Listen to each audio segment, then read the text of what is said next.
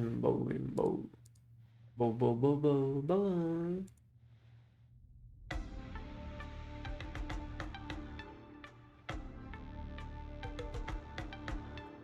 What?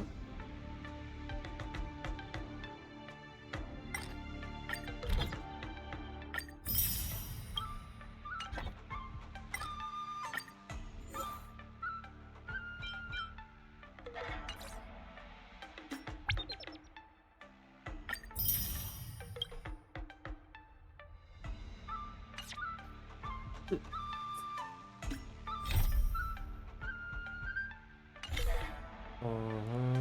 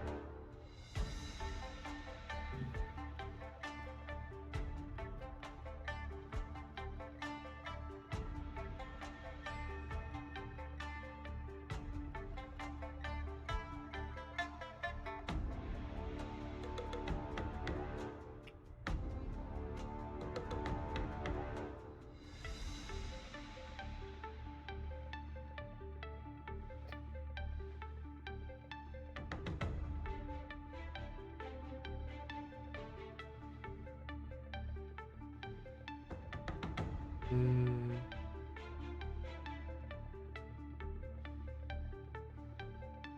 Never mind.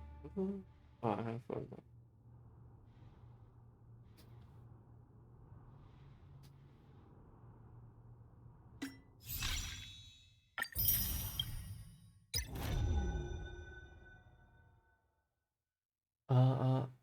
Okay. Uh, not quite enough. Never mind. It was there. Okay.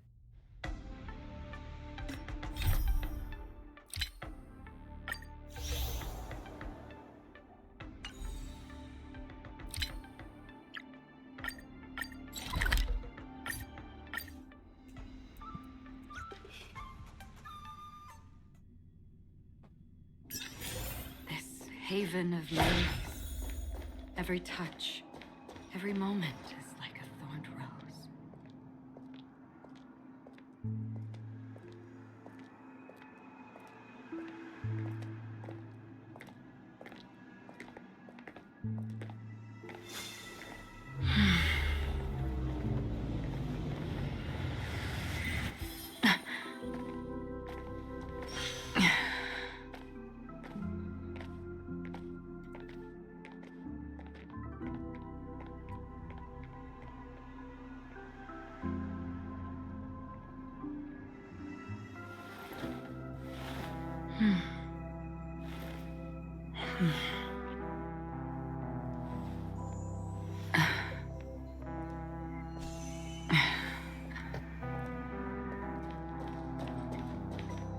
Ghost!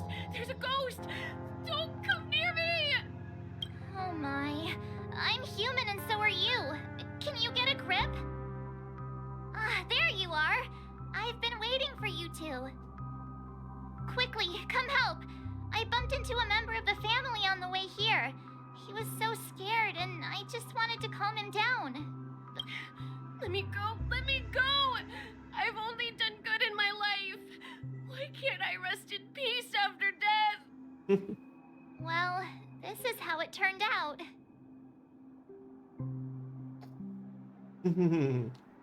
Me?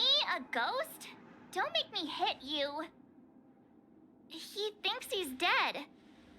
Although, when I first fell in, I also thought the same. Dear guest, this is not the afterlife. This is Dreamflux Reef. That's right. Did you hear that? Repeat after me. Dream Flux Wreath. You're talking to someone invisible. If I'm not dead, what am I?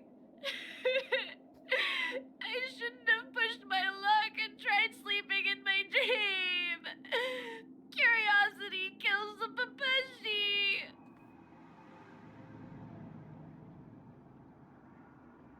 Stop asking!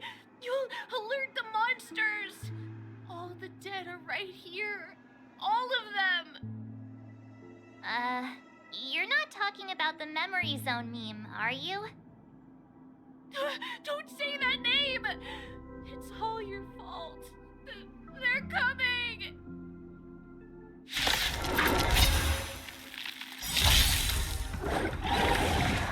The fuck? What just This happened? battle is unavoidable. Lend me your strength. I thought it was miming.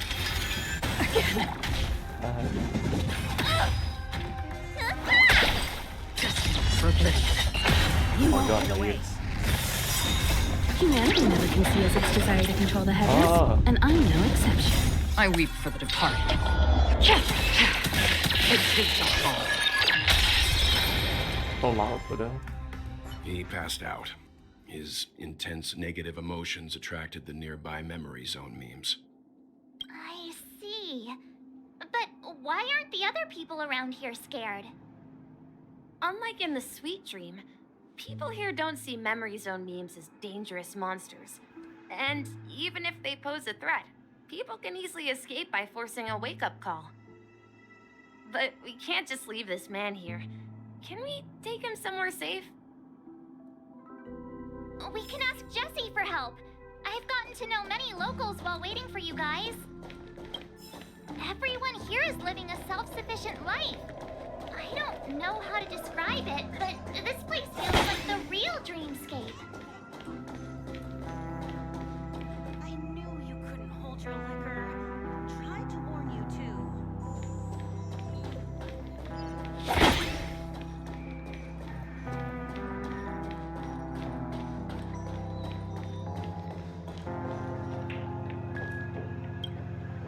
Evening, Jessie. Is it evening? Welcome, Miss March. Who might these be? These two are my friends. As for the man lying on the ground, he's a scaredy cat who fainted from fright. I see. Another poor guy who accidentally ended up here. I'll take care of him. There have been a lot of new faces lately. Things must be tough in the beautiful dream. The few remaining havens of freedom in Asdana will soon face trouble. Do such things often happen here? Not really, but they're becoming more frequent now. Guess it's one of the signs of the Sweet Dreams collapse. This man has had quite the shock. Could you help me find a Halovian lady, March? Her songs can heal mental wounds. A Halovian lady? That must be Robin. She's also here in Dreamflux Reef. Huh? Robin? But I thought she... Oh, right. If Firefly is here safe and sound, then it means Robin must be okay too. Misha is about to take us to her to find out what happened. But before that, let's meet up with Himiko. You were with her earlier, right? We met some stowaways in the residential area. Most of them came from neighboring star systems. I heard that places like Dreamflux Reef are scattered throughout the memory zone of Asdana, like islands in the ocean. They existed before the family arrived. I also heard that when Dreamflux Reef took shape, it was the center of all dreamscapes in Penacony. If that's true, it's no wonder there are so many similarities between this place and the Sweet Dream. Himiko must be gathering information. Let's hurry up and get going.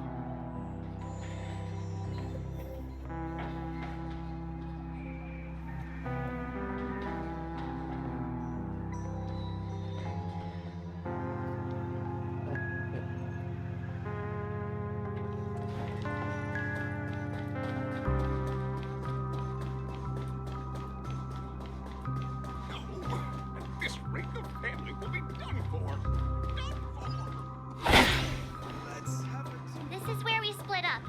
She can't be too far away. I wonder. So that's how it is. I never imagined we'd gather the remaining details here.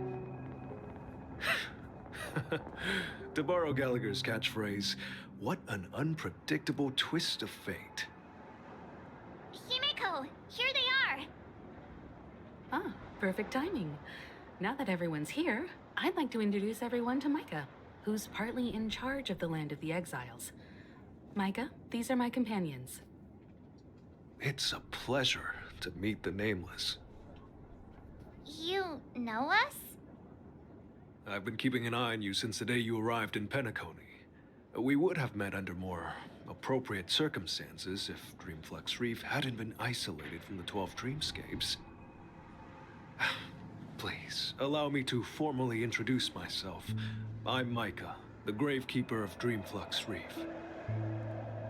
Gravekeeper? Life in Dreamflux Reef is pretty liberating. Everyone here mostly keeps to themselves, without meddling in others' affairs. My daily task involves cleaning a few tombstones. You're too modest, Micah. When lost dream chasers stumble upon this place, you're the one who takes care of them, guiding them back to the sweet dream, or showing them how to survive the wild dream chaos. So, guardian of sorts. Were you talking to me, Mr. Yang?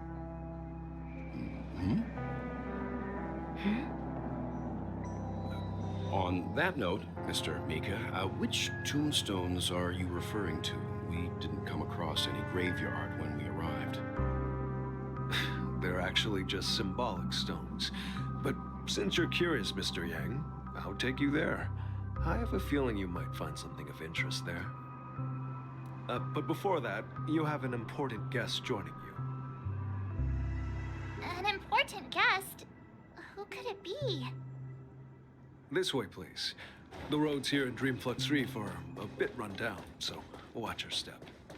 I remember when this place was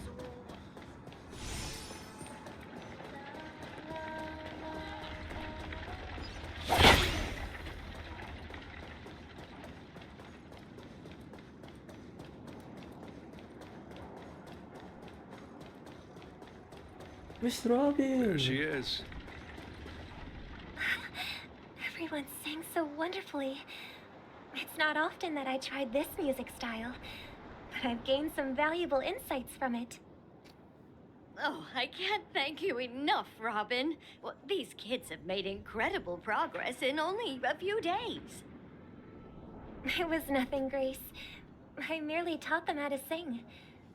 It was you who brought hope into their lives. Life must be quite difficult for them in reality, I imagine. That's right. Whenever it's time to say goodbye to these kids, they're reluctant to leave. But I've explored every corner of Dreamflux Reef, talked to everyone I met, and they all told me the same thing. This shattered dream is not worth clinging to. It seems you truly are a child of the Harmony. Emma and Andy are orphans I took under my wing. Carol there, with her blind eyes, used to work at a nutrition center in the outer ring of Penacony. And as for Gary, he's been living with autism since he was a child. They're not old enough to enter the sweet dream managed by the family. If we compare people to birds, these kids are like fledglings with impaired wings. But in this dream, well, they can fly freely. Even if they stumble along the way, well, they're still relying on their own strength. And me, an old lady with no legs. Well, without this dream, I couldn't even walk toward them. I'm glad that you found a new life here in Penacony. It's just... Don't worry, Robin. Dreams have their significance, but they aren't everything. Both the children and I understand this. No matter how long we fly through this dream, we will one day return to reality. But you know what? Emma and Gary aren't plagued by their insecurities anymore. No, and Carol is learning how to cope with her blindness. And Andy is livelier than ever. Well, even I've become more optimistic. You see, in dreams, we learn how to live.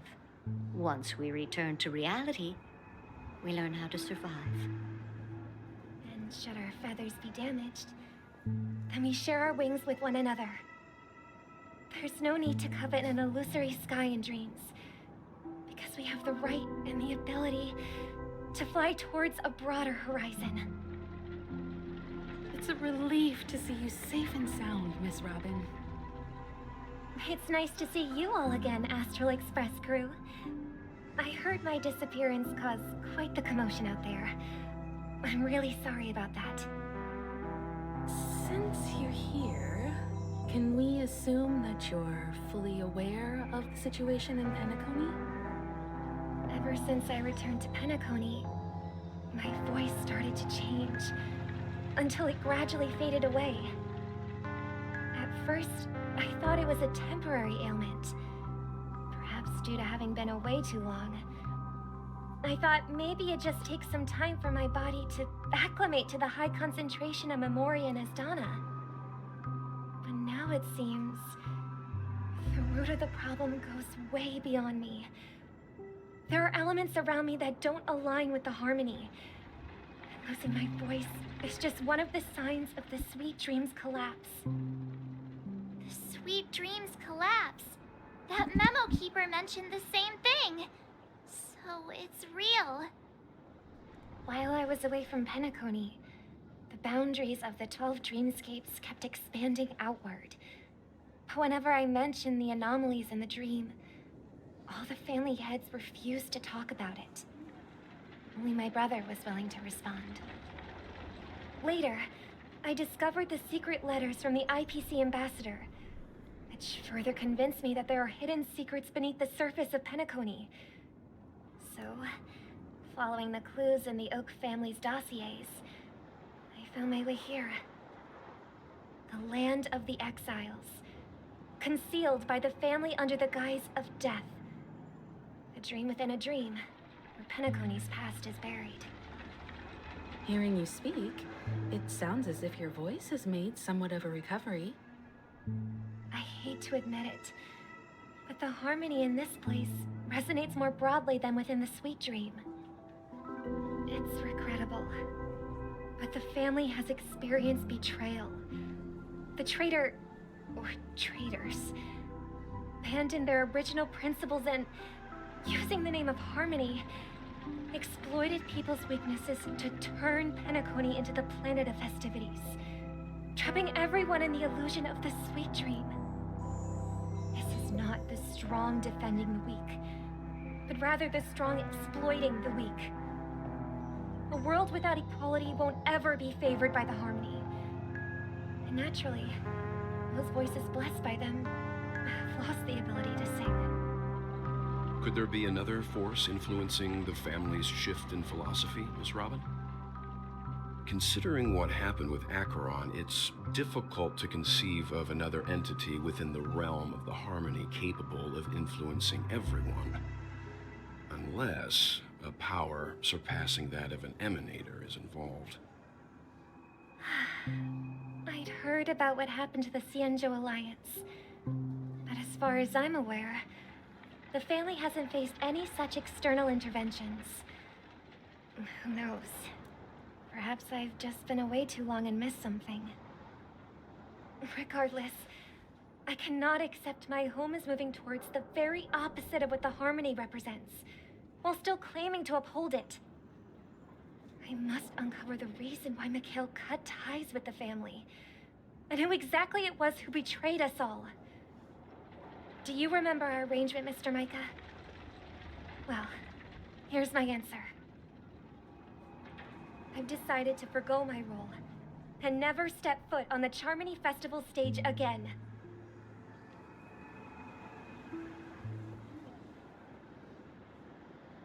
Look here, brother. A little bird. Looks like a fledgling Charmony dove. But Charmony doves don't live here. So how did this little bird get here? Maybe its parents abandoned it? It looks weak and frail. Why don't we find something soft and make a nest for it? This place is too dangerous for a fledgling. Let's take it with us. We can put it on the wooden shelf in front of your window. Damn. Okay. A bird like that must have a beautiful singing voice. But where will it live? I'll ask the family head to build a cage for it. A cage? But then it won't have the freedom to fly, right? Let's see.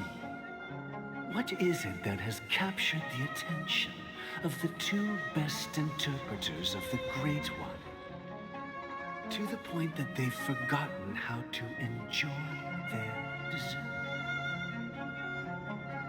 Oh, poor little thing. Doesn't look like it's doing well. Do you want to rescue it? I do. But I don't want to lock it up in a cage. Why? Even if it's small and not fully feathered and can't sing, it didn't come into this world just to be locked up in a cage. Birds belong to the sky. That's quite the romantic idea. And what about you, a young scholar? Do you agree with your sister? I think she's right. But if we leave it out in the wild, it won't survive for more than a few days at best. Ah, I see. It seems our little scholar is still a bit unsure. Well, let me tell you youngsters a story. As you probably know, Charmony doves can fly through the air.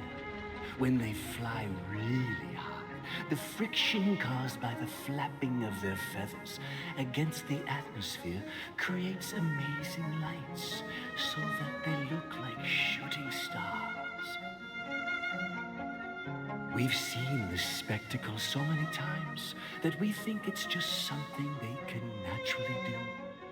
But that's not the truth.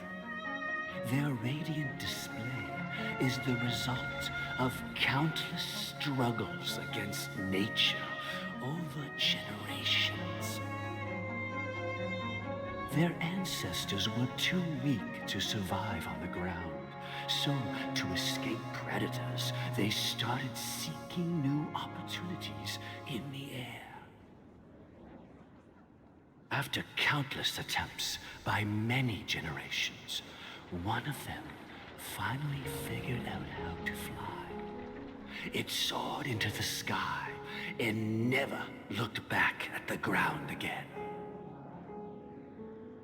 So, you mean birds aren't born to fly, but they find a way to do it through their determination, right? Well, that's an idealistic way of putting it. So, what are your thoughts, Sunday? I think people believe birds are meant to fly because they've never seen those birds crashing to their death. That's an interesting perspective. So, have you decided what to do with the bird now? For now, I'll keep it in a cage until it can take care of itself because I want it to live, no matter what. Well said, kids. It seems each of you has found your own answer. Your insights are truly remarkable, and I hope they come true in their own way. We will take good care of it, won't we, brother? Yeah, but Mr. Gopherwood, there's one thing I don't quite understand. And what might that be, my son?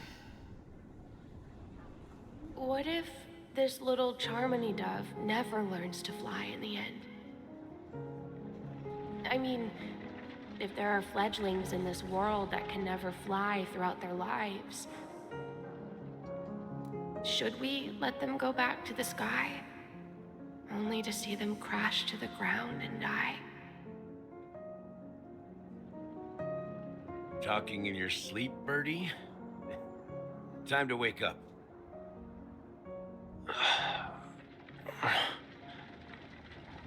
You look a little unsteady.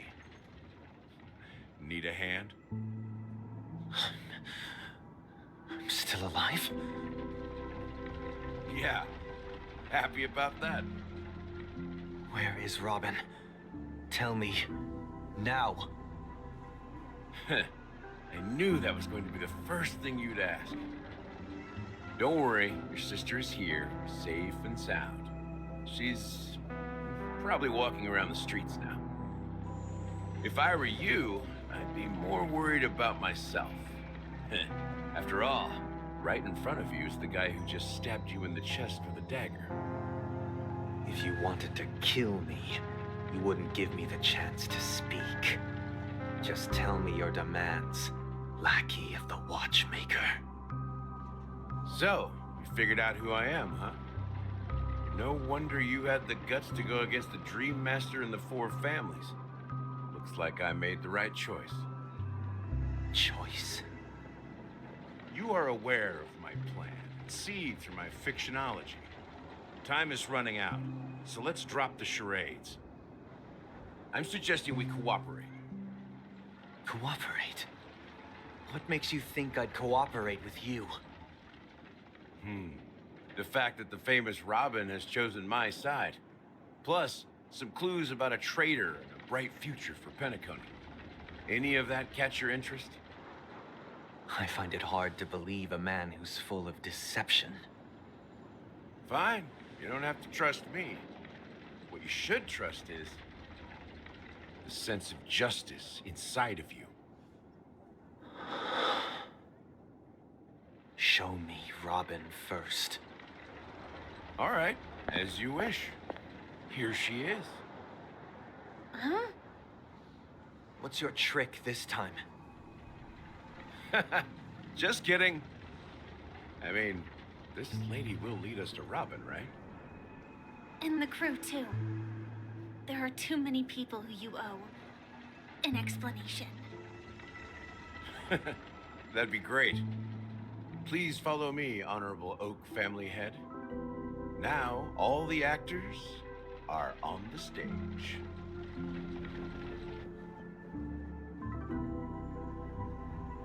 This is the monument I mentioned earlier. The names inscribed on it should be familiar to all of you. Rosalina and Tiernan. When Penacony was known as a frontier prison, it was the Trailblazers who connected it with the stars. They were the heroes who saved Astana, and their names deserve to be immortalized, not just on this small stone tablet, but in the annals of history for all of time. However, today, the planet of festivities is nothing but sweet dreams. That heavy piece of history is all a distant memory, just like that prison. If their names are inscribed here, then that means... According to Micah, they died long ago. Rosalina was killed during the War of Independence. She ventured alone into the heart of the star system to investigate the flow of Memoria, but she never returned. Tiernan was a skilled gunslinger, strong and reliable. He led the people through countless battles, but he didn't live long enough to witness the arrival of true peace. In the decade following the war, Penacony faced challenges internal and external.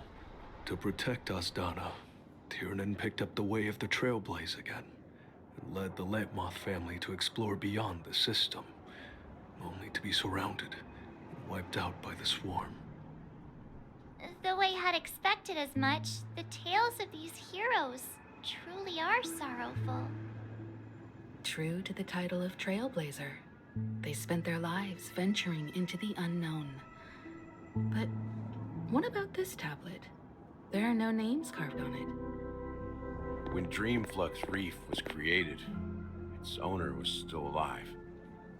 However, he insisted on erecting a monument for himself, saying that it will happen someday. Here we meet again.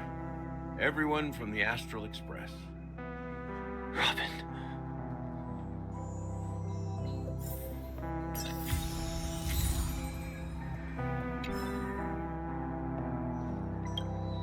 I promised to give the siblings some privacy, so let's talk about our business first. What do you say? That sounds sensible enough. Since you went through the trouble of gathering the family head, the crew, and the Stellaron hunters, I'm guessing you have something important to say, Mr. Gallagher? Oh, is it that obvious? The look on your face is practically screaming, I'm the one behind all this. You're right, Mr. Yang. It is indeed time to come clean on everything. The siblings already know what they need to, and they've made their choice. But you, Nameless, arrived a bit late. So it's only fair that I answer your questions. Before we begin, let me reintroduce myself. I'm the founder of Dreamflux Reef, the deputy of the Watchmaker, and the one who sent out that invitation. As Gallagher, the history fictionologist, I humbly extend my greetings to you all. History fictionologist? So what, everything you told us was made up? Well, don't worry. Almost everything I shared was true. Well, except for the part about the family accepting me back. I double-checked with Micah, and everything he said about the family, the Watchmaker, and Mikhail is true. Thank you for your understanding. Now let's get down to business. I'm sure you're all wondering why I went through the trouble of setting up this battle for the legacy, inviting different factions and stirring up a ruckus all over Penacony. Well, it all boils down to something very familiar to all of you. The Stellaron. The Stellaron? But how is that possible? Penacony is a free-flowing interstellar hub. There are no signs of contamination whatsoever. You're totally correct. So, care to take a guess at what that means?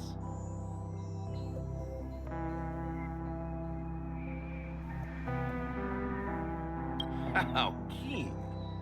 Well, what should I say? I expected nothing less from the person here who is the most familiar with Stellarons. The sweet dream doesn't come out of thin air. If you think of the memory zone as the sea, creating the land of the dreams is like filling that wild ocean with earth to make an island. To achieve this feat, without the help of an emanator of remembrance or enigmata, the only way is to use a Stellaron. And that's not something you can achieve with a simple wish. It requires vast quantities of knowledge, time, and manpower. I'm sure you get what I'm hinting at. In Azdana, the planet of festivities itself is a Stellaron disaster. The planet of festivities itself is a Stellaron disaster? It all started a long time ago, back when the Watchmaker and his crew liberated the frontier prison. They faced countless challenges as they began building Penacony from the ground up. That's when the idea of using the Stellaron came into play. The Stellaron first entered the Azdana system during the war. The Nameless warned everyone against the folly of attempting to tamper with such a power, and most heeded their words. But there are always people in the shadows with ulterior motives. The turning point came after Tiernan's death. With two of the Nameless gone, the Watchmaker had to go to the front lines. It was at that moment his rivals saw an opportunity.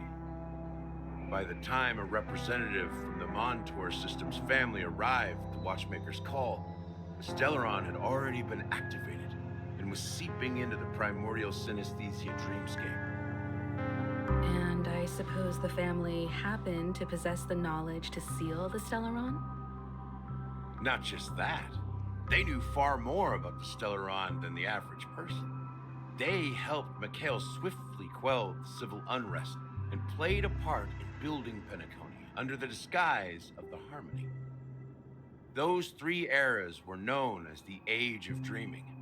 The Watchmaker, who had been left in the dark, sent out invitations across the universe, spreading the hype around the land of the dreams. Then, how did they turn against each other? Remember the island in the ocean metaphor? The truth is, the Stellaron was never truly sealed. It existed in a different form within the dreamscape. Think about this. What would it cost to create and maintain such a lavish dreamland? It's people's lives. The opulent dream is built upon the decay of spirits, with a toxic elixir called pleasure flowing through the dreamscape. It tempts people to indulge in the dreamscape, and gradually their minds succumb, becoming nourishment for the sweet dream. Confusion, laziness, and cowardice, weaknesses that plagued humanity, were magnified and nourished by the family. Penacony became a new kind of prison, even more impenetrable than the previous one. Sadly, we realized this far too late. By then, the family had a firm grip on Penacony, swiftly quelling any opposition that arose. At my wit's end, I had to use the power of the Enigmata, and sought refuge in this chaotic memory zone. Over the years, I fabricated a meme within this dream for our use. Dormancy. That's its real name. We exploited a loophole. You see, regular people can't fall asleep again while they are inside the dreamscape. So this is the true meaning of the impossible. You sent out invitations in the Watchmaker's name to find forces capable of resolving the Stellaron disaster and draw them into Penacony to uncover the truth. It's not just that. Above all, I wanted to see what happens when the major factions engage in a struggle for the legacy. Since this is the Watchmaker's first announcement in decades, the traitor within the family is bound to reveal themselves. So, the legacy is just a facade. If you want to consider the Stellaron as the legacy, I'm totally fine with that. If that's the case, where is the Stellaron now? That's a question for Mr. Wings. The Stellaron is still under the family's control, and as the head of the Oak family, I'm sure he holds all the answers.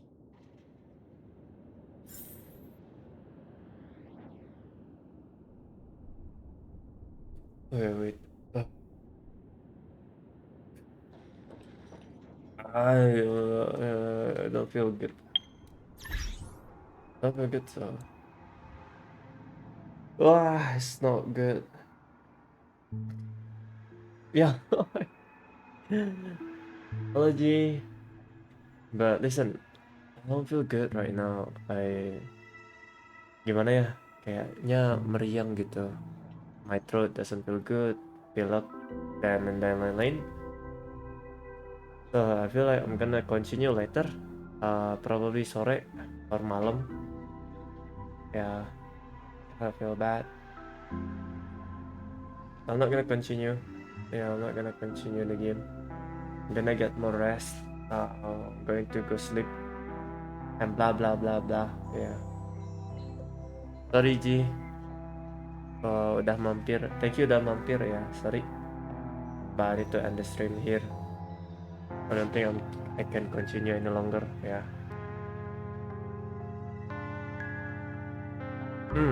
Nanti minum sebelum tidur. Oke, goodbye. Sorry. Padahal baru berapa menit coba. Baru setengah jam ya. Dari tadi bersin-bersin juga. Oke, bye bye. Good night.